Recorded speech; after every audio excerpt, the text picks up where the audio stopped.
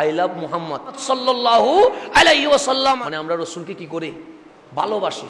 তো এটা বলার কারণে কেউ যদি আমাদের উপর জুলুম করে, তা আমাদের দায়িত্ব কি? নবীর প্রেম কি করা, বিতরণ করা। তা আমি আপনাদের মসজিদে প্রথম আমার ডিউটি শুরু করছি। যারা স্কুল, কলেজ, ইউনিভার্সিটির স্টুডেন্ট আছে, মাদ্রাসার, তাদেরকে আমার নবীর জীবনী উপহার দিচ্ছি। আজ হিন্দুস্তানের জমিনে মুসলমান মার খাচ্ছে শুধু একটা শব্দের কারণে, আই লাভ মুহাম্মদ সাল্লাল্লাহু আলাইহি ওয়াসাল্লাম। মুসলমান বুক ফোলায়া বলছে, আমরা বাবার চেয়েও, মার চেয়েও, ভাইয়ের চেয়েও, রাষ্ট্রের চেয়েও, সম্পদের চেয়েও, জানের চেয়েও বেশি ভালোবাসি আমার কামলিওয়ালা রহমতুল্লিল। এটা বলার কারণে দিল্লি শরীফের মধ্যে আক্রমণ হচ্ছে, এটা বলার কারণে আজ দিল্লিতে আক্রমণ হচ্ছে, আজকে মুসলমানের ঘরে ঘরে হামলা হচ্ছে হিন্দুস্তানে। কেন?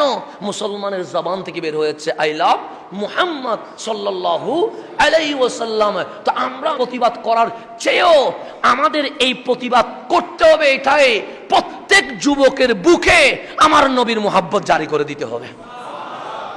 আমাদের মিশন হবে প্রত্যেক যুবকের বুকে কার মুহাব্বত? আমার রসুলের মোহাব্বত। রসুল আপনার জন্য কিভাবে কেঁদেছে, রসুল আপনাকে কিভাবে ভালোবেসেছে, রসুল আপনার জন্য এখনো কিভাবে কাঁদছে। যদি আমরা বাংলার প্রত্যেক মুসলমান নরনারীর পক্ষে আমার নবীর প্রেম জাগরণ করে দিতে পারে, আমার কামলিওয়ালার প্রেম যদি জাগরণ করে দিতে পারে, প্রেমের বাতি যদি জ্বালিয়ে দিতে পারে, তাহলে এটাই হবে আমাদের সর্বশ্রেষ্ঠ আন্দোলন। কেন? যখন আমার নবীর প্রেম যুবকের ভেতরে আলো দেওয়া শুরু করবে, সে খারাপ পথে যাবে না, সে ইসলামের পথে আসবে। তার ভেতরে যখন নবীর সুন্নত জারি হবে, অটোমেটিক নূর বের হবে। ওই নূরের মাধ্যমে আজকে যারা বিরোধিতা করছে, তারাও ইসলামের ছায়া তলে চলে আসে। কথা ঠিক না? আমি আজকে থেকে একটা ডিউটি পালন করি, আপনারাও ডিউটি পালন করবেন। দেখি ক্লাস 10 এবং ক্লাস 11 যারা স্টুডেন্ট আছেন তারা দাঁড়ান তো দেখি। যারা স্টুডেন্ট আছে, আমি অন্তত শুরু করছি যে আই লাভ মুহাম্মদ, মানে আমরা রসুলকে কি করি, ভালোবাসি। তো এটা বলার কারণে কেউ যদি আমাদের উপর জুলুম করে, তা আমাদের দায়িত্ব কি? নবীর প্রেম কি করা, বিতরণ করা।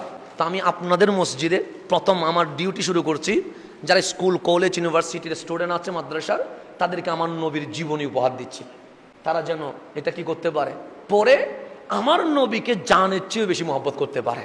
আমাদেরকে পড়তে হবে, পড়া বাদ দেওয়া যাবে না, স্টাডি করতে হবে। পড়বেন রসুল কিভাবে হাসছে, আপনি পড়বেন রসুল কিভাবে বসছে, আপনি পড়বেন রসুল কিভাবে খাইছে, আপনি পড়বেন রসুল মানুষের সাথে কিভাবে কথা বলছে, আপনি পড়বেন আমার কামলিওয়ালা নবী কিভাবে ইসলাম কায়েম করেছে, আপনি পড়বেন এই শান্তি প্রতিষ্ঠার জন্য আমার নবী এই জমিনে কত পরিমাণ রক্ত বিসর্জন দিয়েছেন। আপনি পড়বেন। নবীজির জীবনী পড়ার পরে আমার নবীকে মোহাব্বত না করে কেউ থাকতে পারবে? পারবে? পারবে না, পাগল হয়ে যাবেন যে এটাই রসুল, এটাই রহমতুল্লিল আলামিন। পড়েন না, দেখবেন ইনশাআল্লাহ আমার কামলিওয়ালার প্রেম যখন বুকে জাগবে, তখন দেখবেন সিনেমা ভালো লাগবে না, নাটক ভালো লাগবে না, জেনা ভালো লাগবে না। শুধু ফজর না, আপনাকে রাত 3টায় ডাকতে হবে না, আপনি নিজে উঠে তাহাজ্জুদের নামাজ আদায় করতে থাকবেন ইনশাআল্লাহ।